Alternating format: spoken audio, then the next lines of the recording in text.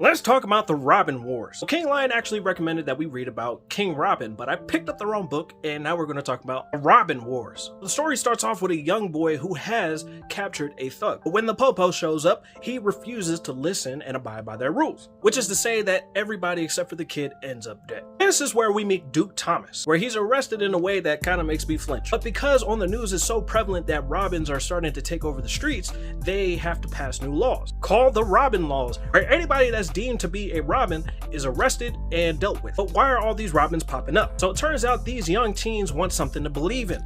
Robin being an ideal role model, they want to prove that the kids of Gotham can do good. So they band together dressing up as Robin or wearing Robin clothes as to signify that there is good in this town. But you know, the real Robins don't take that lightly. It does Gotham's politics. That's when we meet this lady, who is actually trying to join the Court of Owls. If you don't know who the Court of Owls are, they're the ones that pull the strings behind all of Gotham. They make sure everything goes the way they want to. And if you're wondering why some villains like Joker and Two-Face pop up so often, it's because of these guys sometimes. Because of this lady, she's pulling the strings to prove herself worthy of. That's when we see Damian Wayne infiltrate this hideout of the Robins. He tries to prove to them that they should not be doing this and that they should disperse. Duke Thomas seems to be strong-headed and strong-minded, so he wants to prove to the world that they can be just as good as Robin. But instead of disbanding them, Damian only makes them want to become more like Robin. This is when we see some of the other Robins join together. For some reason, Batman is missing. This is where we get Jason Todd, Damian Wayne, Tim Drake, and for some reason we're missing Dick Grayson. Turns out he was dealing with his own problem and goes out to find the Court of Owls to stop them directly from knowing what they're doing. It turns out that Damian had joined the Court of Owls because he gave Damian a special offer,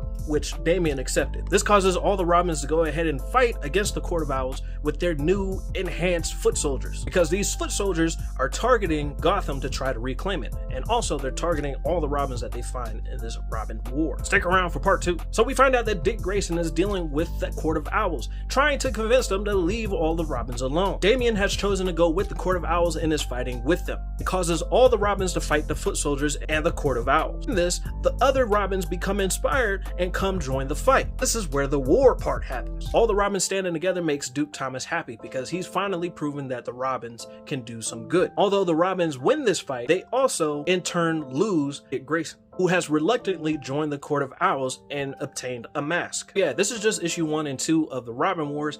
Very interesting, so I would say pick it up on wherever you can read comics, Comixology, whatever.